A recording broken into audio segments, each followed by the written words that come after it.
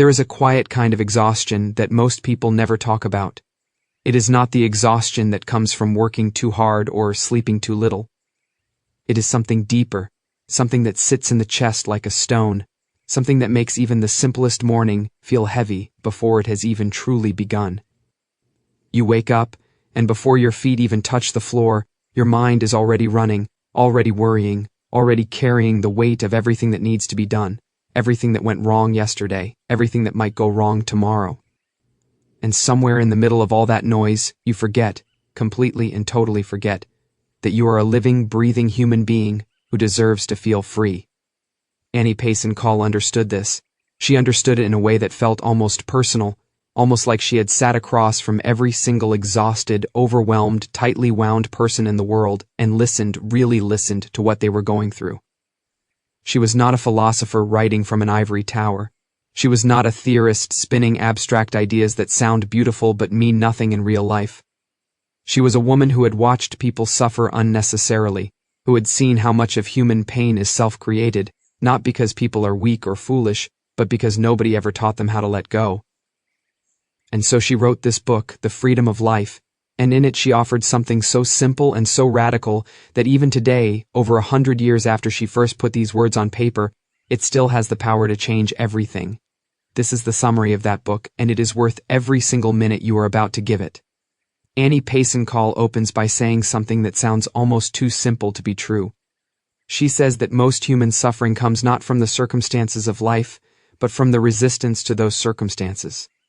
She says that people are not worn down by what happens to them nearly as much as they are worn down by how tightly they hold on to what happens to them. Think about the last time you were truly, deeply stressed. Really think about it. Was the situation itself as terrible as the feeling inside your body while you were going through it? Most of the time, the answer is no. Most of the time, the tension, the tightness, the racing heart, the clenched jaw, all of that is something we are doing to ourselves. We are bracing against life, fighting it, trying to control it, and that constant fighting is what drains us. She talks about the body first because she was wise enough to know that you cannot separate the mind from the body. When a person is mentally strained, the body shows it. The shoulders creep up toward the ears, the breath becomes shallow, the muscles tighten in places you did not even realize you were holding. And the longer this goes on, the more normal it feels, until one day you cannot even remember what it felt like to be relaxed. You mistake the tightness for strength. You mistake the tension for productivity. You believe, because everyone around you believes it too, that to be busy and stressed and overwhelmed is to be alive, is to be working hard, is to be doing something worthwhile. But Call says gently and firmly that this is a lie, not a malicious lie, not a lie anyone tells on purpose, but a lie that culture tells us over and over until we absorb it completely. The truth, she says, is that real strength comes from ease. Real effectiveness comes from a quiet, centered, unforced place within us. And real freedom, the freedom that the title of this book promises, is not something you find by escaping your life. It is something you find by changing your relationship with your life. There is a story worth sharing here, one that illustrates exactly what Call means. There was a musician, a pianist, who spent years practicing with incredible intensity. He would sit at the piano for hours, shoulders tense, jaw tight, forcing the music out of his fingers through sheer willpower. He was technically skilled. He could play all the right notes, but when people listened to him, something was missing. There was no life in it, there was no breath. One day, an older musician sat with him and said something he never forgot. She said, "The music cannot come through a closed door. Relax your hands, relax your shoulders. Let the music move through you instead of forcing it out of you." And the next time he played, something shifted. The notes were the same, the piece was the same. But the music, the real music, finally arrived. That is what Annie Payson Call is talking about. That is the entire book in a single image. Stop forcing. Start allowing. Let life move through you instead of fighting it at every turn. She spends a great deal of time talking about nervous strain, which was the great epidemic of her time and, honestly, remains the great epidemic of ours. She describes how people take on nervous habits without realizing it. They tap their feet, they clench their teeth, they speak too fast, they cannot sit still.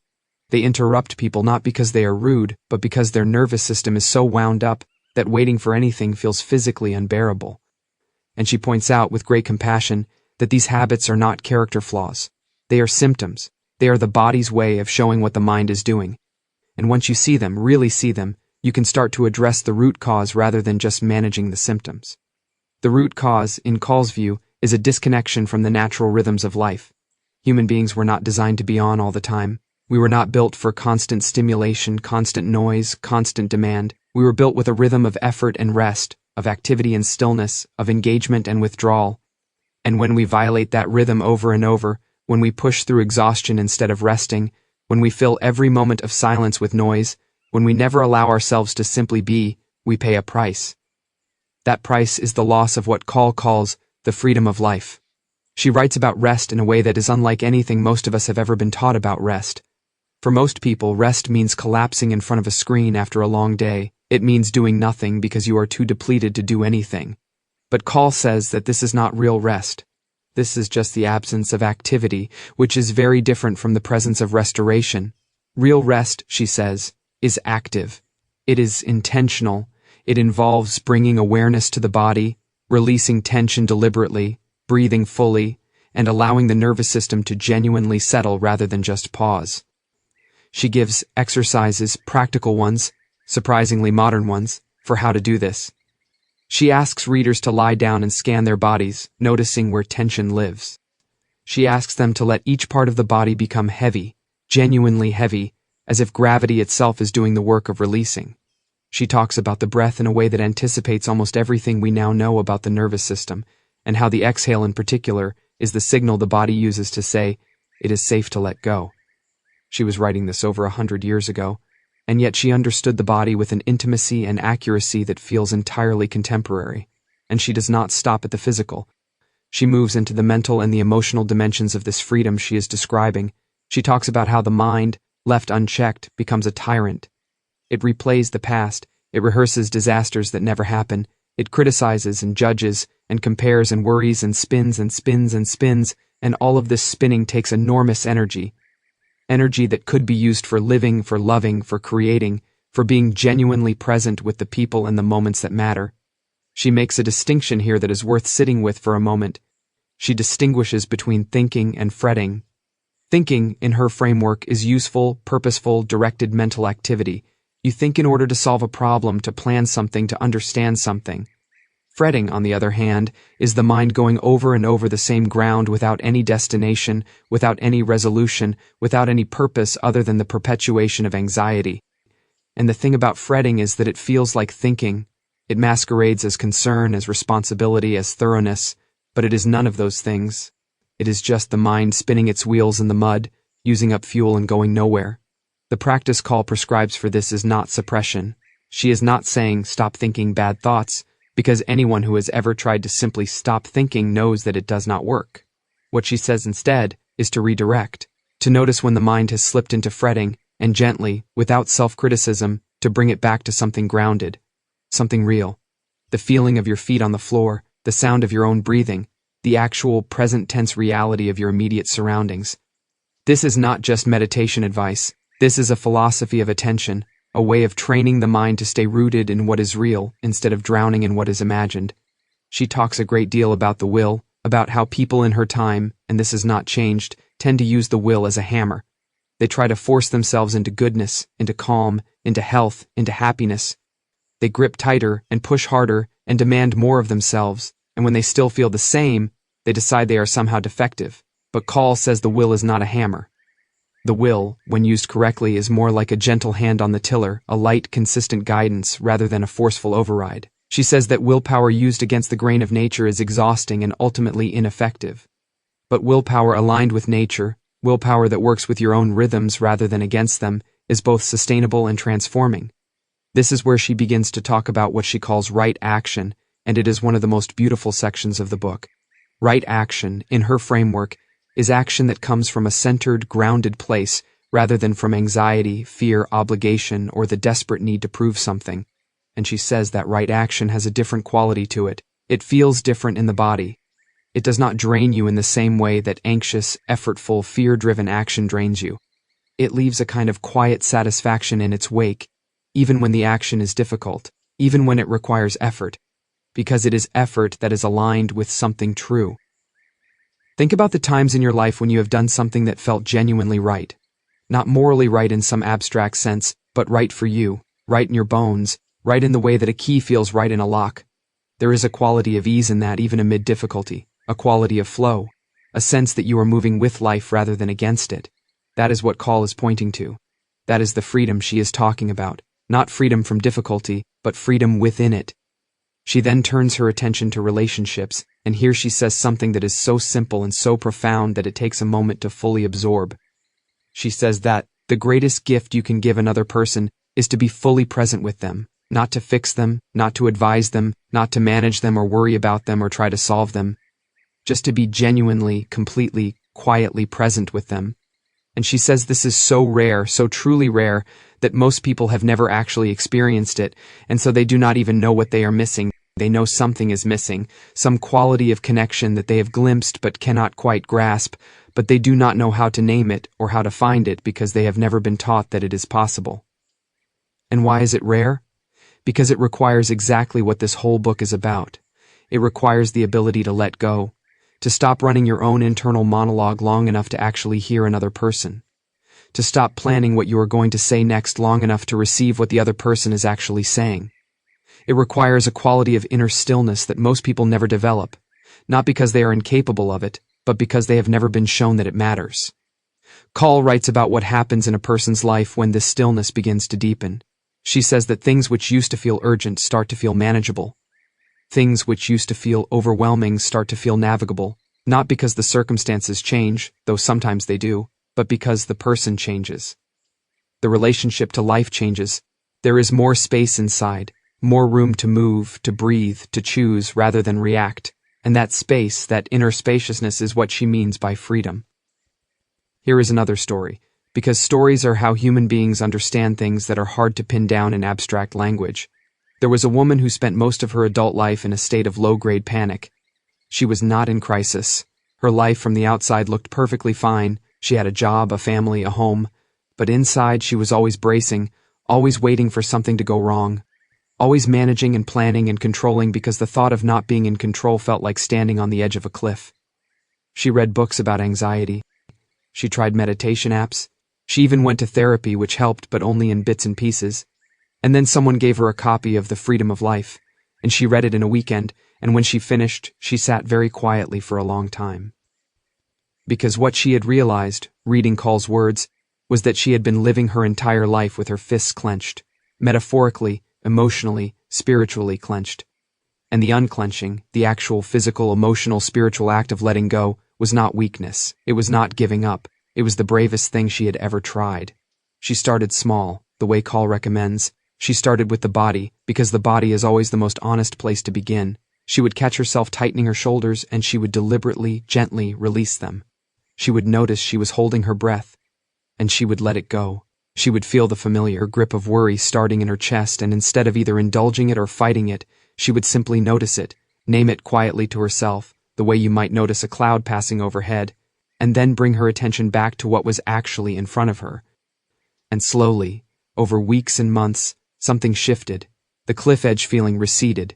Not because life became easier, it did not, but because she stopped fighting it. She stopped trying to be in control of everything and started trusting, tentatively at first, that life could be navigated from a place of openness rather than a place of fear. That is the transformation Call is describing. That is what this book is actually about. It is not about productivity. It is not about wellness in the trendy, surface-level sense of the word. It is about something much deeper, much more fundamental. It is about recovering your humanity. It is about coming back to the truth of who you are beneath all the strain and the worry and the desperate need to have everything figured out. She addresses, with great sensitivity, the question of suffering. Because this is a real question, and anyone who glosses over it is not being honest. If the freedom of life is possible, if this ease and openness is genuinely available, then why do people suffer? Why does life hurt so much sometimes? And Call does not dodge this. She says that suffering is real, that pain is real, that life contains genuine difficulty and genuine loss and genuine grief, and none of that is to be minimized or explained away. But she makes a distinction, the same distinction that appears in many wisdom traditions throughout human history, between pain and suffering. Pain, she says, is often unavoidable. Suffering, the particular quality of anguish that comes from resistance, from fighting what is, from the desperate wish that things were other than they are. Much of that, she says, is optional. Not all of it, but much of it. This is not a call to passivity. It is not saying just accept everything and do nothing. Call is very clear that action is necessary and good and part of being fully alive. What she is pointing to is the quality of the inner state from which action arises. Action that arises from clarity and centeredness is very different from action that arises from panic and desperation, even if the action itself looks similar from the outside.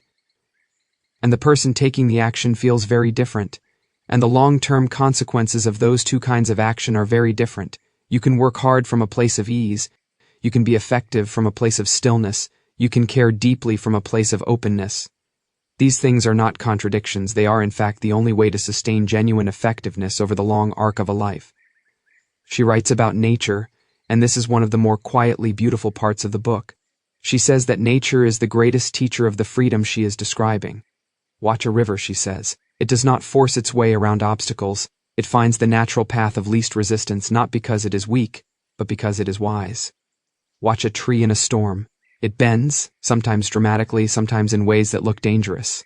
But it bends rather than breaking, and when the storm passes, it is still standing. She says that human beings have something in common with rivers and trees, something essential, something that was there before all the conditioning and the fear and the armor we have built up over the years. And that something is our nature, our actual original nature, and it knows it has always known how to move through life with grace. Getting back to that knowing is the work she is describing. And it is work, she does not pretend otherwise. Not the grinding, effortful work of forcing yourself into a shape that does not fit, but the gentle, patient, persistent work of releasing what no longer serves, returning again and again to the quiet center, and trusting even when it is hard to trust, that life is not something to be conquered. Life is something to be lived. Around this point in the book, Call turns her attention to something she calls the law of use, and it is one of her most interesting ideas. She says that everything in existence, every capacity, every ability, every human quality grows stronger with right use and weaker with either overuse or underuse. This sounds obvious when you first read it, but the implications are quietly radical, because most people either push too hard or give up too soon. They exhaust a capacity through relentless demand, or they abandon a capacity through fear and avoidance. The middle path, the path of right use, is something very few people ever find, because very few people ever look for it with any real intention. She applies this to attention, to will, to energy, to kindness, to creativity, to every dimension of being human. And she says that the person who learns to use their capacities wisely, who learns when to engage fully and when to rest, when to push forward and when to wait, that person develops a quality of wholeness, a quality of integrated strength that is very different from the brittle, anxious efficiency of the overworked, overtaxed person. And she says, this is not a gift that some people are born with and others are not. It is a skill, it is learnable, it is available to anyone who is willing to pay attention. She speaks about illness and health in a way that was quite radical for her time, and that still resonates. She does not claim that attitude alone cures disease. She is far too careful and honest for that. But she does say, based on observation and experience, that the state of the nervous system has a profound effect on the body's ability to heal, to function, to resist illness. When the nervous system is chronically strained, when the body is in a constant low-grade state of fight or flight, energy is diverted away from the processes of repair and regeneration. The immune system is compromised, the digestive system is affected, sleep is disrupted, and all of this, over time, makes the body more vulnerable to everything from the common cold to far more serious conditions. This is not new information to us now. We have decades of research on the relationship between stress and health, on how chronic cortisol elevation affects every system in the body. But Call was saying this long before the science caught up. She was saying it based on something simpler, something more intuitive. The body knows how to heal itself given half a chance. The problem is that we never give it half a chance. We keep the alarm bells ringing even when there is no danger. We keep the body in emergency mode when what it needs is peace. And so the prescription she offers is not complicated, though it requires genuine commitment. It is the practice of returning, again and again, to ease. To the relaxed body, to the quiet mind, to the breath, to the present moment. Not because these practices are magic, but because they create the conditions in which the body's own intelligence can do its work. She says, and this line has stayed with readers for generations, that health is not something you achieve. Health is something you allow. There is something deeply moving about the way Call writes about kindness, and it comes up throughout the book in different forms. She talks about the way people speak to themselves, the internal voice that comments on everything, that judges and criticizes and finds fault and compares unfavorably and generally treats the person it belongs to far more harshly than they would ever treat a friend. She says that this internal harshness is not discipline, it is not rigor, it does not make you better or stronger or more successful. What it does is add another layer of strain to a system that is already overburdened. And it does something else too, something more subtle and perhaps more damaging. It teaches you to see yourself as something to be fixed rather than something to be lived. The alternative she offers is not self-indulgence or the avoidance of accountability. She is not saying you should ignore your mistakes or stop trying to grow. She is saying that the energy behind your relationship with yourself matters enormously. Kindness, as a way of being with yourself, is not softness, it is not weakness. It is, in fact, the most efficient and sustainable way to grow. Because when you approach yourself with kindness, with genuine care, with the same warmth you would offer a good friend who was struggling, you create the inner safety that makes real change possible. What is open can receive anything new. She writes about the relationship between inner freedom and outer circumstances, and this is where some readers may need to slow down and really engage with what she is saying, because it is easy to misread her here. She is not saying that outer circumstances do not matter. She is not saying that poverty and injustice and difficulty are just attitudes and can be fixed by thinking differently. She is too clear-eyed for that. What she is saying is that inner freedom is not contingent on outer circumstances, that there are people living in very difficult circumstances who have found this quality of ease and openness, and there are people living in conditions of extraordinary privilege and comfort who have never found it. And the difference, the single greatest difference, is not what life has given them, it is what they have done with the life they were given. This is a challenging idea. It is uncomfortable in the way that all truly liberating ideas are uncomfortable, because it removes the excuse that things would be different if only circumstances were different. It places responsibility squarely in your own hands, and that is terrifying. And also, ultimately, empowering, because if your inner state is not determined by your outer circumstances, then no matter what is happening around you, no matter how chaotic or painful or uncertain the external landscape becomes, there is somewhere inside you that can remain free, that can choose how to respond, that can find, even in the midst of genuine difficulty, a quality of groundedness that nothing external can take away. Near the 10-minute mark of absorbing all of this, it is worth pausing to appreciate how much has already shifted in just sitting with these ideas. If you are listening to this and finding yourself thinking differently about the tension you carry, about the relationship you have with your own mind, about what freedom actually means, then this book is already doing its work.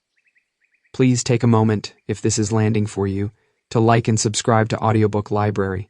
It genuinely helps the channel grow, and it means that more people get to encounter books like this one, books that have the power to quietly change a life. Your support makes all the difference, more than you might realize. Now, back to Annie Payson Call and the extraordinary things she had to say. She moves into a section about what she calls the hindrances to freedom, and she names them with such gentle precision that reading them feels like being gently tapped on the shoulder by someone who has been watching you with great affection and has finally decided to tell you what they have observed. The first hindrance she names is hurry. Not busyness exactly, but hurry, that particular quality of rushing through things, of being in a place before you have arrived, of doing one thing while mentally already doing the next. Hurry, she says, is the enemy of presence, and presence, she has already established, is the ground of freedom. She tells readers to notice how much of their life is lived in hurry, how rarely they are fully, genuinely, completely where they are, how often they eat while thinking about something else, walk while planning something else, listen while composing their response to something else. And she asks them to consider what is being lost in all that hurry. Not just the moments themselves, though those are lost too. What is being lost is the relationship with life itself, the capacity to actually experience what is happening rather than simply processing it and moving on to the next thing. The cure for hurry is not slowness exactly. It is not about moving through the world at a glacial pace. It is about the quality of presence you bring to whatever pace you are moving at. You can walk quickly and still be fully present. You can work efficiently and still be fully alive to what you are doing. The key is not the speed, it is the attention. Full attention, the kind that honors whatever it is touching. She also names worry as a hindrance, and she distinguishes it from genuine care, genuine concern, genuine engagement with real problems. Worry, she says, is concern that has lost its object. It is energy that spins without traction, that consumes without producing, that feels like responsibility but is actually just anxiety wearing responsibility's clothes. And she says something particularly sharp about worry. It is, in most cases, a failure of trust. Not religious trust necessarily, though for some people it is that. But trust in life. Trust in your own capacity to handle whatever comes. Trust that not everything needs to be controlled and managed and anticipated in advance. Trust that the present moment, whatever it contains, is workable. She writes about the particular hindrance of self-consciousness, and this one lands differently for different people. Some people carry enormous self-consciousness and know it. Others carry it without realizing it, wearing it as a kind of constant low-level performance anxiety, a sense of always being watched, always being evaluated, always needing to be something slightly different from what they naturally are. Call says that self-consciousness is the opposite of freedom because it divides the person against themselves. Part of them is living the moment, part of them is watching themselves live the moment, judging the performance, comparing it to some imaginary standard. And the part that is watching can never fully participate, it can only comment. The release from self-consciousness, she says, comes through genuine absorption in something outside yourself. When you are truly interested in something, truly engaged, truly caring about what is in front of you, rather than about how you appear while doing it, the self-consciousness dissolves. Not through effort, not through trying to stop being self-conscious, but through the natural disappearance of self-focus when something genuinely engaging commands your attention. This is why creative work, why deep conversation, why physical activity, why anything that demands full presence can feel so liberating, because in those moments, the watching self quiets and the living self takes over. She then addresses the hindrance of what she calls false rest, which is perhaps the most interesting and most relevant to modern life. False rest is the kind of rest that looks like rest but does not restore. It is the scrolling through a phone for an hour that leaves you feeling emptier than before. It is the passive consumption that anesthetizes rather than refreshes. It is the entertainment that distracts rather than nourishes. Call says that the nervous system knows the difference even when the conscious mind does not. After real rest, after genuine restoration, you feel different. You feel lighter, you feel more present, you feel, and this is her word, free. After false rest, after anesthetic rest, you feel vaguely worse, more detached, more disconnected, and yet you reach for it again, because it provides relief from discomfort even if it does not provide restoration. The distinction she draws here is between escape and renewal. Escape moves you away from yourself. Renewal brings you back to yourself. And genuine freedom, the freedom she is describing throughout this book, requires renewal. It requires that you actually come home to yourself again and again through rest that genuinely restores rather than merely distracts. She speaks about beauty, and this is one of the passages in the book that surprises readers who come to it expecting purely practical advice. She says that the capacity to perceive beauty is not a luxury. It is not a pleasant extra for people who have the time. It is a fundamental human need, and the neglect of it is one of the most common and least recognized sources of human suffering. When a person is too tired, too busy, too strung out on strain and hurry to notice beauty, something important in them begins to atrophy, something that is connected to wonder, to gratitude, to the simple and irreplaceable pleasure of being alive. And the restoration of that capacity, the deliberate cultivation of attention to the beautiful, is one of the most powerful things a person can do for their own freedom. She is not talking about going to art galleries, though she might not object to that. She is talking about noticing the light through a window, the smell of rain, the sound of a voice you love, the feel of warm water on cold hands. Beauty is everywhere, she says, but it requires a certain quality of attention to perceive it, and that quality of attention is exactly what strain and hurry and worry strip away. So when you cultivate rest, when you cultivate presence, when you cultivate ease, you also cultivate the capacity to see beauty where it has always been but that you were too closed off to receive. She closes in on something she calls the central truth of the book, and it is this: the human being is not separate from life. You are not a separate entity moving through life, encountering it, managing it, enduring it. You are part of it. You are an expression of it. And when you live in strain and resistance and fight, you are fighting yourself. You are fighting your own nature.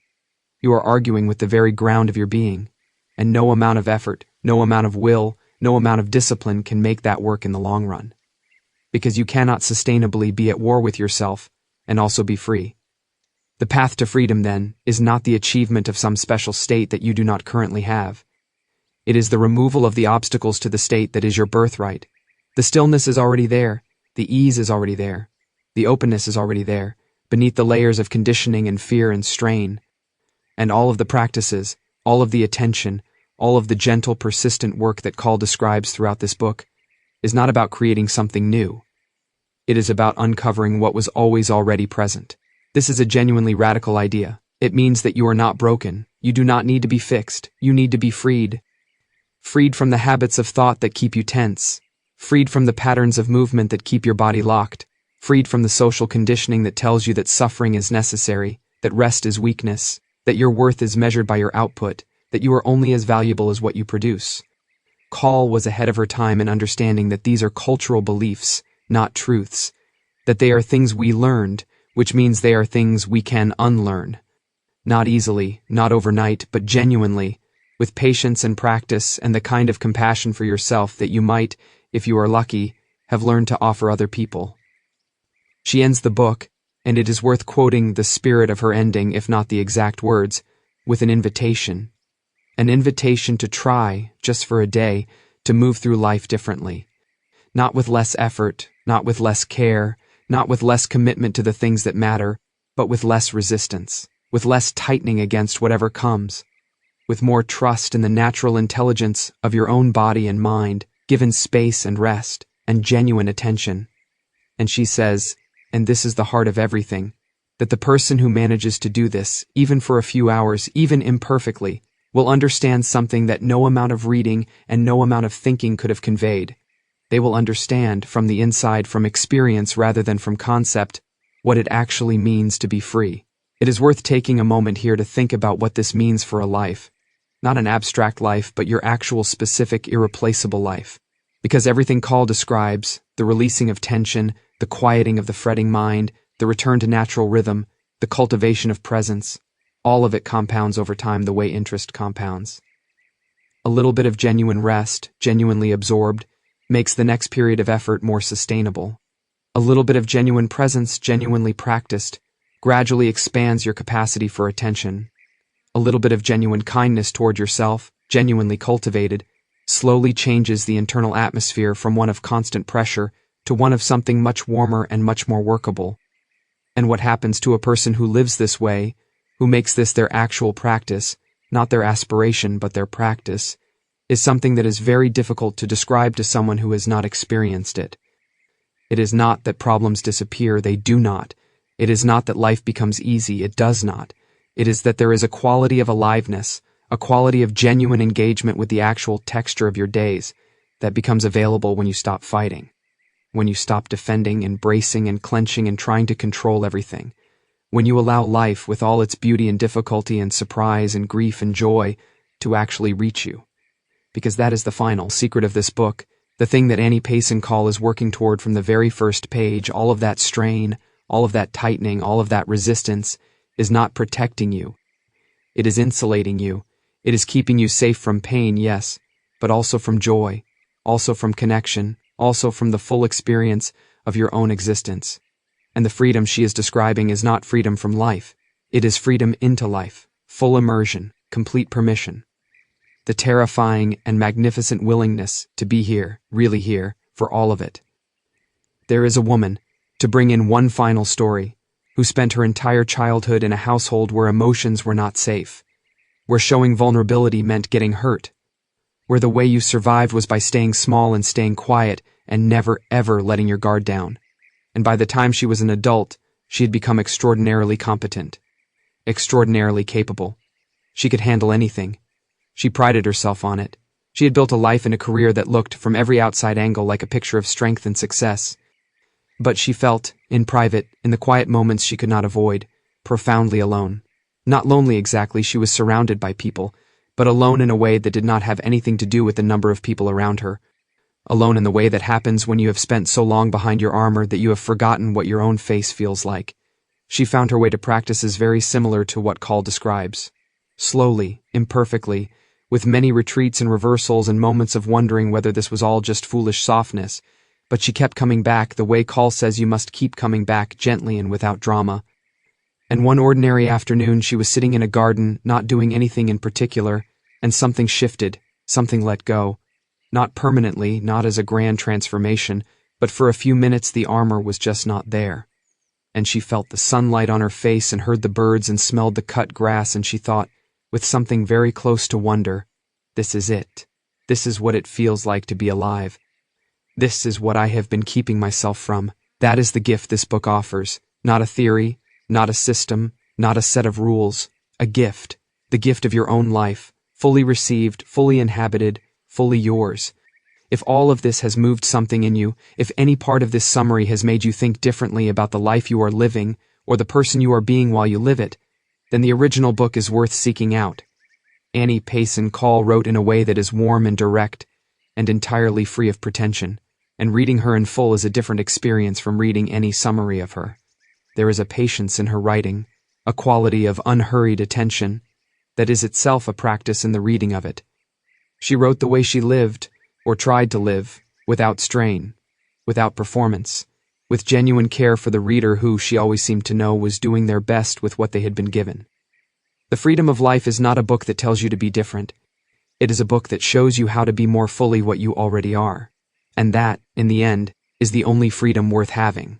Not the freedom to escape yourself, but the freedom to come home to yourself, completely and finally and without apology, and to find that what is waiting there is not something to be afraid of, but something to be grateful for. Please check out our other videos on this channel. There is an entire library of books like this one, books that have the capacity to change the way you see yourself and the way you move through the world, and every single one of them is waiting for you. Do not let the books that could change your life sit unread. Life is shorter than it seems and longer than you think, and the time you spend letting real wisdom in is never time wasted. Please like and subscribe to Audiobook Library. It genuinely helps this channel grow and reach more people who need these kinds of ideas in their lives, and please explore the other videos in our library. There is so much waiting for you there, and all of it, every single summary and every single story, is made with care and offered with the genuine hope that it finds you exactly when you need it,